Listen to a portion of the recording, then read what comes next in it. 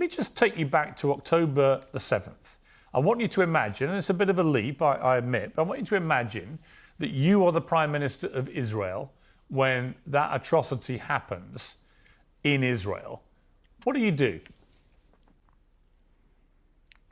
That's a great question. So short answer is I resign, because I'm responsible for that attack. I'm the one who botched security at the border.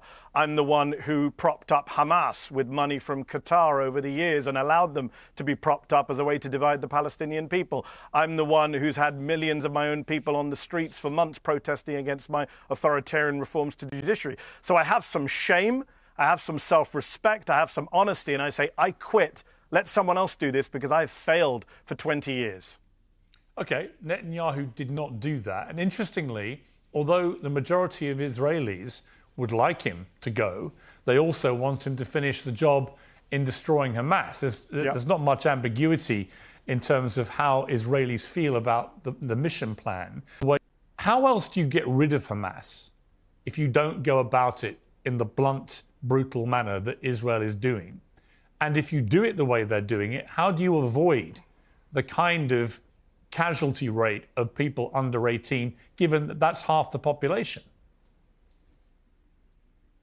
So, three things very briefly. Number one, you do it by not deliberately targeting civilian targets and schools and hospitals and cemeteries and mosques and universities and churches. You don't have snipers shooting at hospitals or Christian women inside a church. That's how you avoid the casualties. Number two, I don't accept the premise of your question that this is the way to defeat Hamas. I think even if I'm an Israeli hawk, I criticize Netanyahu and say, this is not the way to defeat Hamas. This is actually absurd to think you can defeat Hamas in this way. We have countless episodes from history that show us this is not how you defeat a guerrilla movement, a resistance movement, a terror group, as you say, whatever words you want to use. In fact, you have Israeli generals saying this can't be done in this way. And number three, look, the reality is Hamas is a symptom of the problem. As long as you treat Hamas as the problem rather than as a symptom of the problem, you're never going to get rid of Hamas. Or if you do, by some fantasy means, get rid of Hamas, you'll just get another version of Hamas, because now you've got tens of thousands of orphans. You've got people who've lost their kids, their spouses, their siblings. What, you think they're not going to fight back in the years to come? You think they're not going to take revenge? Well, that's how I feel. It's absolute madness to believe.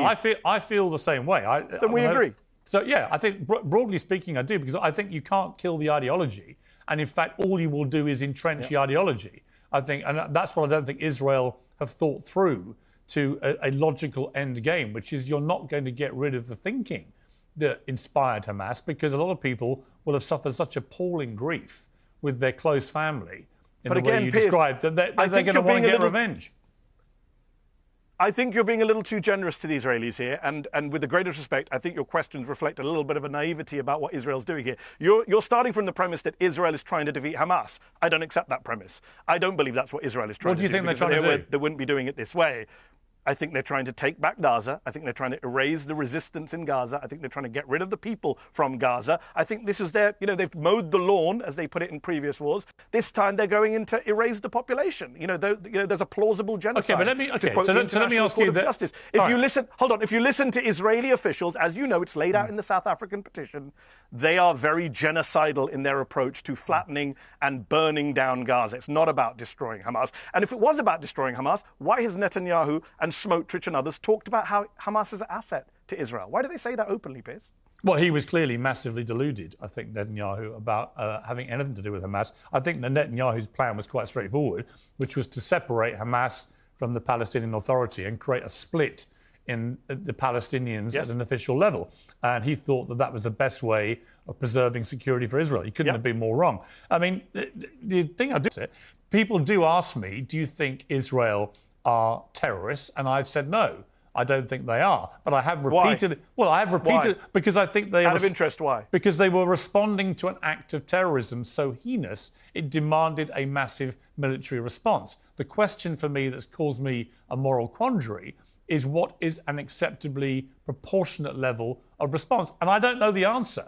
But I don't think you can call people responding to an act of terror on that scale terrorists for responding.